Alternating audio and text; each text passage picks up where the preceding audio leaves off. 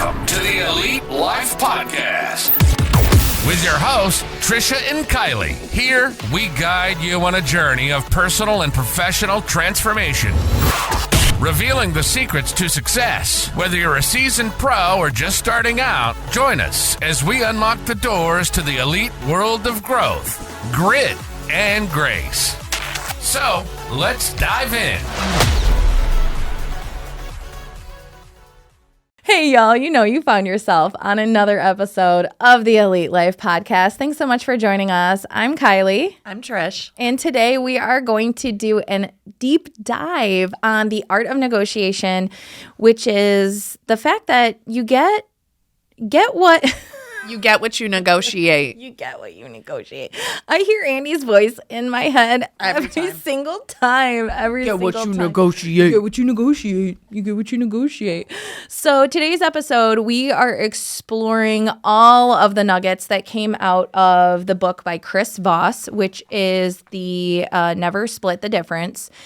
Trisha was like, you have to read this book, and I actually did, and it has literally changed my business and certain aspects of my personal relationships as well. It's amazing. I love that you added I actually did, because the last episode we recorded, you're like, yeah, she told me to read this book. I didn't. Did not do yet. It's a yet. It's not I'm not going to. It's a I haven't yet. Okay. Fair. So we're gonna do a deep dive on this topic. It can change your life. So you don't have to be in business. You don't have to own your own business. You just have to be a person who has relationships with other people in order to benefit from these tips and tricks.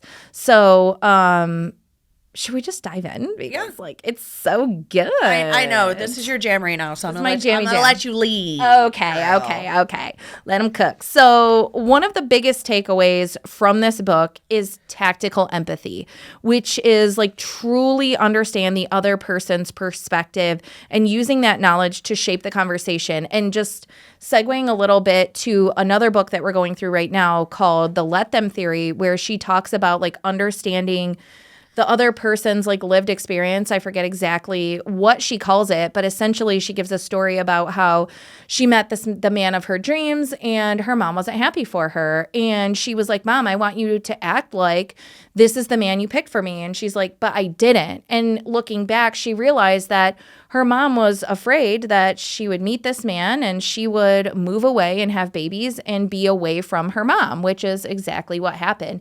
And so having that empathy of understanding where the other person is at and what their perspective is going to give you a lot of power and leverage in the negotiation. Yeah, and I love that we're starting with that because when you hear the word negotiation, people think like tough, aggressive. But Chris Voss, he really teaches that the key to influence is making the other person feel heard and understood. And I think that that's really important. Like when I go into negotiations on a deal or something like that, like I'm trying to find a win-win for both sides. Yeah. Because nobody gets paid unless we get to the closing table. And nobody wants to work with somebody who's abrasive. Yeah, for sure. All of the times where I have come at the other agent with an offensive stance, a more like, let's work together. Because here's the other thing that you learn in the book is that the other person is not the problem. The issue is between you guys, and it's up to both of you to solve it. Like Trisha just said, you're looking for a win-win situation. And understanding that, other it's not a you versus them situation. Yeah. That's what causes the problems and makes things very tension-filled. Yep. Does that make sense? Absolutely. It's like, let's say you're kids. You say, go to bed right now. Well, I don't want to go to bed right now. Why do I got to go to bed right now? Why do you get to stay up, right? Because I said so. Right. Instead of saying, I know you want to stay up because your show is exciting. I totally get that.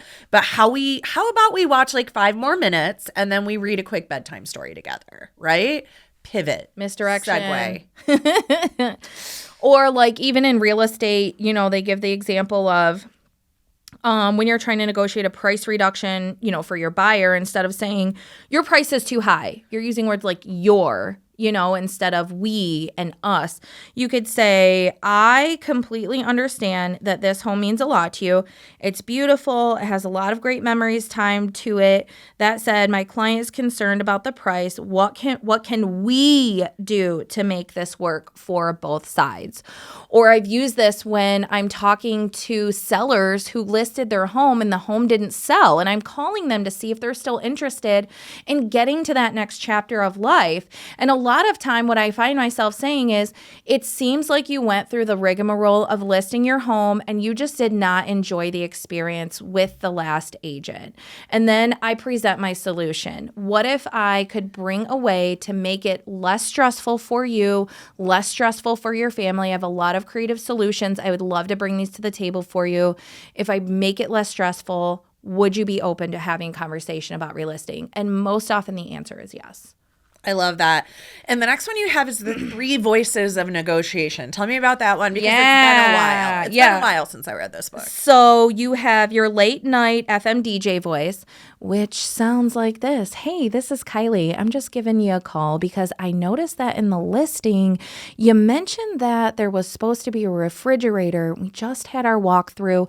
Did I miss something? Or are your sellers going to be replacing that? I love it. It is calm. It is slow. It is reassuring. Yeah. And then you have your Disney princess voice. Hey, Miranda, this is Kylie. I am so excited to meet you this weekend and show you some amazing homes. If you have any questions before our tour, just let me know. Okay. Talk to you soon.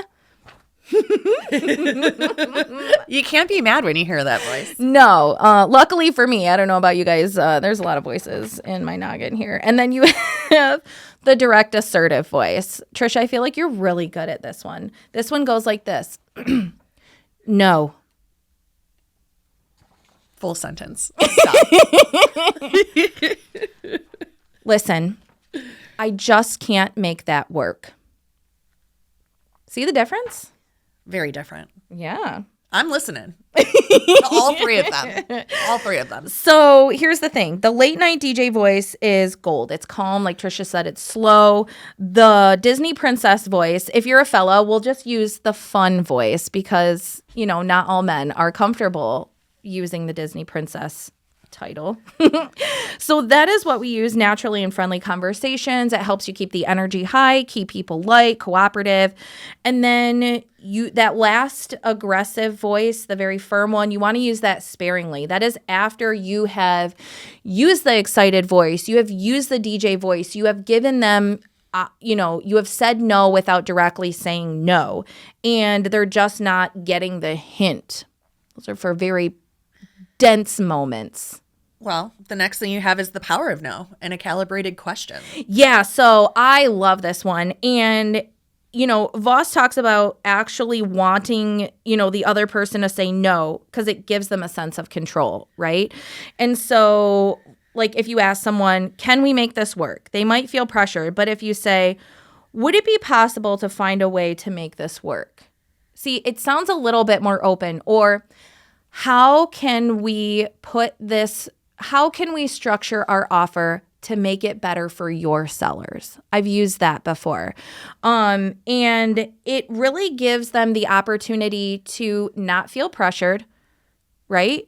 It gives them the opportunity to sit and think about the responses that they could give you rather than, can we make this work or not? Well, that's a yes or no question. I try to stay away from yes or no questions. Yeah, you have on here, can you lower the price? Or would it be reasonable to consider a slight adjustment? Yeah. And then I like that option. That feels much better if I'm the seller. Yeah, and especially like when you are working with sellers, like they obviously want as much money as possible. And so you could always follow that up with, the other ways that you could bring the price up or bring it down. But just having that price adjustment conversation, it's so tenacious? Not tenacious. It's full of tension to begin with. Yeah, you got to be careful with that. When you soften that question and maybe back it up with some data, it makes it a little bit easier. Yeah, I love to use the data and the numbers. That's my job. That makes you not the bad guy. Yeah, and if you're not in real estate, let's talk about one with kids. Will you clean your room? Go clean your room. And then with Kaya, I say, hey, babe, we need to get your room clean. I say we with her. And then I say, why don't we set a timer and you race against yourself and see how much you can get done in just 15 minutes? She's like, what? Or what I ask her, we'll go in the room and I'll say, what is the number one thing that you see in here that you could pick up very quickly? Giving her options. I love that. People like options. People do like options. Okay, so the next is the mirroring technique. I've used this a couple times. So this is super simple, very powerful. Mirroring is when you repeat the last few words of what someone just said to get them to open up more. So for example, if a seller says, we just can't go any lower on the price, you respond with, you can't go any lower? And then you just pause. Just shut your mouth and let them think about it. And they'll say, well, yeah, because we have to pay off the mortgage and we have these closing costs and we have this, we have that, we have this, we have that. And that gives you more understanding of why they're saying they can't go lower. So you can follow up with, well, if we did X, Y, and Z, we could still lower the price while being mindful of your bottom line. How does that sound? What I'm hearing is money is very tight and you're feeling quite stressed out. Yeah. What does that number have to be for you to feel like this is a win? Absolutely. I love that so much. Or like with Casey, she'll be like, I can't do it. I don't. Like with her homework, she likes to wait till the very last minute. And I'll be like, you can't do it? She'll be like, well, I don't want to sit here and not. Oh, so you don't want to. Ma'am. Oh, ma'am. Mirroring makes people feel heard, and it often leads them to kind of negotiate against themselves. So it's a pretty wild technique, but I use mirroring quite a bit with my clients because people want to feel heard. There are people that go, in a relationship, there's always one very strong person and one that's not as strong. And so that personality-wise. The one that's not as strong may not feel heard at all. Like a whole week or a whole month could go by and they never feel heard because they're always slightly under their significant other who is the more powerful voice, the more heard voice. So when you talk to them and you mirror, so it sounds like what you're saying to me is schools are very important to you and your family. Your son is part of the football team and that's a big part of your guys' lives. Is that what you were saying? Yes. Okay, great. Now they're starting to say yes, they're feeling heard, and that builds confidence in your relationship and that you genuinely care. You're not just trying to get a paycheck. You're not just trying to sell a house. You're not just trying to sell a car. You're actually listening and caring what they say. And that's really important. Yeah, absolutely. And that is what sets you, if you are in business of some kind of service or product or something, that is what will set you apart from your competitors is allowing your clients to speak and feel heard and using that. I mean, and that is what I love about this book. He's like, you're not doing like mental ninja tricks. You're not manipulating people into getting your own way. You are literally just talking to them, understanding their perspective, allowing them to feel heard, and using what they're saying to build your case to get them on the bloody bus. Yeah, you're connecting with them and you're helping to make this a team effort. So whether you're closing deals or handling family negotiations or just trying to get the best service at a restaurant, all of these things work. Your tone of voice, your body language, your mirroring techniques, your empathy for others. Yes. And if I highly recommend this book, I don't care who you are, you should read this book. It's a great read. It reads very well. He's got a lot of really cool stories that he uses to really get his points across. I'm planning on reading it every single year, and I'm very excited to share it with you guys. So if you want to get a copy, we are going to drop a link to our Amazon store. in the show notes. Yay. And you can run over there. I know that we talk about a lot of books, a lot of cool products, and we want to make sure that you guys have quick access to them while you're listening to the show. So make sure you scroll down, you hit the sub on the way, you share the show with a friend, and you hit our Amazon store and get your copy. Love it. Surprise the pants off of Trisha. Let's go. All right, y'all. Thank you so much for joining us here on The Elite Life. Make sure you come back next Thursday because we're going to have a fresh episode. Bye. Thank you for joining us today on the Elite Life Podcast with Trish and Kylie. Don't forget to share this episode with a friend so we can keep delivering you more fantastic insights on grit, grace, and growth. Stay connected with us on Instagram and Facebook, where we'll keep the ideas flowing to help you build a life you love and leave a legacy you can be proud of. Until next time.